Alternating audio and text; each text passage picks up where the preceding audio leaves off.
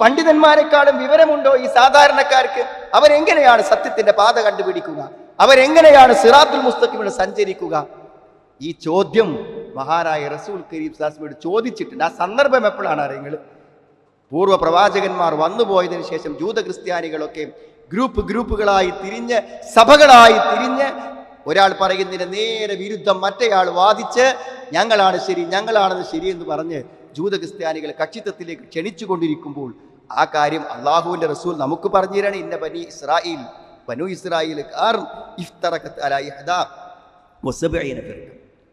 71 ഗ്രൂപ്പായി. ആര്? ബനു ഇസ്രായേലുകാർ. എന്റെ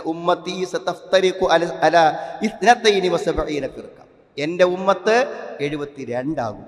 കുല്ലുഹാ ഫിന്നാർ, എല്ലാവരും നരകത്തിലാണ്. മുസ്ലിം പേരിൽ നിലകൊള്ളുന്ന ഈ കക്ഷികളെല്ലാം നരകത്തിലാണ്. ഇല്ലാ വാഹിദ, ഒറ്റ കക്ഷി ഒഴികെ. വഹിയൽ ജമാഅ, അതാണ് അൽ ജമാഅ. അഹ്ലുസുന്ന വൽ ജമാഅ എന്ന് പറയുന്ന അൽ ജമാഅ, സ്വഹാബത്ത്, അള്ളാഹുവിൻ്റെ റസൂൽ കൊണ്ടുവന്ന ശരിയായ ദീൻ ഈ ലോകത്ത് നമുക്ക് നേർക്ക് നേരെ ജീവിച്ച് കാണിച്ചു തന്ന പ്രവാചകന്റെ വഫാത്തിന് ശേഷവും ഈ സത്യമതത്തെ ലോകത്ത് മുഴുവനും പ്രായോഗികമായി എത്തിച്ചു കൊടുത്ത ആ മഹാസഹാബത്തിന്റെ മാർഗം അതാണ്.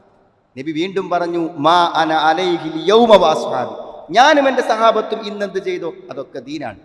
ഞാനും എൻ്റെ സഹാബത്തും ചെയ്തിട്ടില്ലാത്തതൊന്നും ദീനല്ല, അതൊക്കെ നരകത്തിന്റെ പാതയാണ്.